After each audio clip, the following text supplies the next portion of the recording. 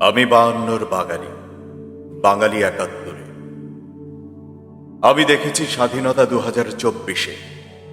আমি লাল সবুজ পতাকার, আমি আমার প্রিয় বাংলাদেশে। আমি বারুদ, জ্বলে উঠি, ঝলসে দেই, শোষক ও অত্যাচারীর দর্প পুড়ে করি ছারখার।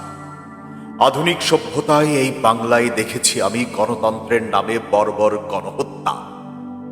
হত্যা, খুন, ধর্ষণ ছিল ফ্যাসিস্ট হাসিনার রাজত্বের প্রতিদিনের ঘটনা।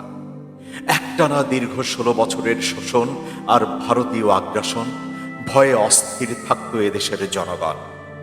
তবু কতটা নির্মমতা সইতে পারে প্রতিটি নিরীহ হৃদয়।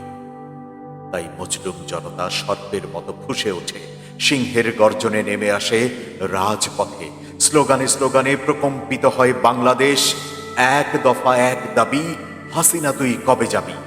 কেঁপে ওঠে স্বৈরাচারী খুনি হাসিনার মসনদ।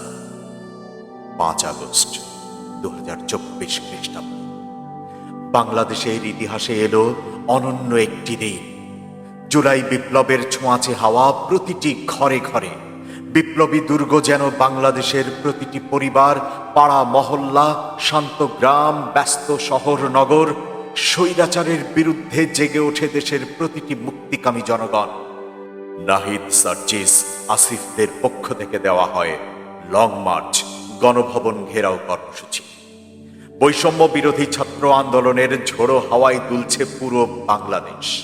মুক্তিকামী সর্বস্তরের জনতা সমুদ্রের বিশাল জলরাশির মতো আছড়ে পড়ে স্বৈরাচারী খুনি হাসিনার ক্ষমতার মসনদে। দিকে দিকে বিজয়ে ধ্বনিত হয়। গণ অভ্যুত্থানের মুখে স্বৈরাচারী খুনি হাসিনার পদত্যাগ। ফ্যাসিস্ট হাসিনার পোষা সব গণমাধ্যম সহ দেশি বিদেশি গণমাধ্যম শিরোনাম করে, বঙ্গবন্ধু কন্যা দেশ ছেড়ে পালালেন। এক দাম্ভিক স্বৈরাচারীর পতন দেখে পুরো বিশ্ব। জনতার উল্লাসে প্রকম্পিত হয় বাংলাদেশের আকাশ বাতাস। মুক্তির মহা আনন্দে উদ্বেলিত অত্যাচারিত জাতি। এমন বিজয় বাঙালি কখনো দেখেনি। এ যেন পৃথিবীর বিস্ময়ের বিস্ময়। ক্ষুব্ধ জনতা মেতে ওঠে মহা উল্লাসে। অজস্র মানুষ ঢুকে পড়ে গণভবনে, মুছে ফেলতে চায় যত স্মৃতিচিহ্ন খুনি হাসিনার। হ্যাঁ, আমি বলছি 5 আগস্ট 2024-এর কথা। শহরের মোড়ে মোড়ে, অফিস চত্বরে দাঁড়িয়ে থাকা হাসিনা পিতা শেখ মুজিবের অসংখ্য ভাস্কর্য ভেঙে দেয় বিপ্লবী জনতা। ইতিহাস কথা বলে, ওরা ক্ষমতায় আসে কেড়ে নিতে স্বাধীনতা।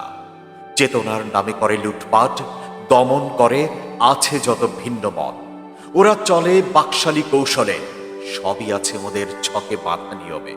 চালাও হত্যা, করো গুম, যে করবে স্বৈরাচারী হাসিনার বিরোধিতা। ওরা ছিল নিশিপুরের স্বৈরাচারী সরকার। ওরাই দেশের সত্যিকারের রাজাকার। গণতন্ত্র হরণ করে দিয়েছিল পাতানো নির্বাচন বারবার। ওরা কবজা করে নেয় প্রশাসন, চালায় খেয়াল খুশির প্রহসন। ওরা গণতন্ত্রের নামে স্বৈরাচার, দুশ্মন খুব বুঝেছে বাংলার জনগণ। তাই জেগে উঠেছিল বাংলাদেশের ছাত্র জনতা।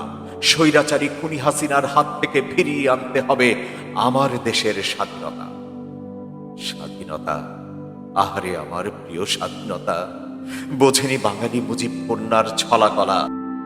ওরা রক্ষকের নামে ভক্ষক, চেতনার নামে রাহু রাক্ষস। ওরা লুটেরা, দেশের শত্রু, দেশদ্রোহী। এটা বুঝতে এখন আর কারোর রইল না বাকি। বাংলাদেশের স্বাধীনতা, শহীদের রক্ত আর মা বোনের সম্ভ্রমে পাওয়া মুজিব হাসিনার শাসনে স্বাধীন বাংলাদেশ ভরে যেত ভারতীয় আগ্রাসনে। আমরা নিজ দেশে পরবাসী, এই কি সহজে মেনে নেবে দেশবাসী? আমরা বাংলাদেশি ভুলে যাব কি মহান মুক্তিযুদ্ধ 1971-এর দিনগুলি? তাই কি হয়? না না না, আর না। 2024-এর স্মার্ট যোদ্ধা জেনজি সুপার হিরোরা জেগে ওঠে, গণহত্যাকারী খুনি হাসিনার মসনদ গুড়িয়ে দেয়। আবার স্বাধীনতা ফিরে পায় বাঙালি। আমাদের প্রতিটি ভোরের নতুন সূর্য এখন শহীদ আবরার, ফাহাদ, আবু সাইদ, ফারহান, ইয়ামিন, মুগ্ধদের কথা বলে। আমরা এখন স্বাধীন, নতুন করে স্বাধীন দেশের স্বাধীনতা ফিরে পেয়েছি। হয়েছি আমরা স্বৈরাচার মুক্ত স্বাধীন দেশের স্বাধীন নাগরিক। তাই তো 2024-এর মুক্তিযুদ্ধে আহত ও শহীদ শত সহস্র ভাই বোনদের কখনো ভুলব না। তোমাদের প্রতি অকুণ্ঠ চিত্তে আমাদের বিনম্র শ্রদ্ধা।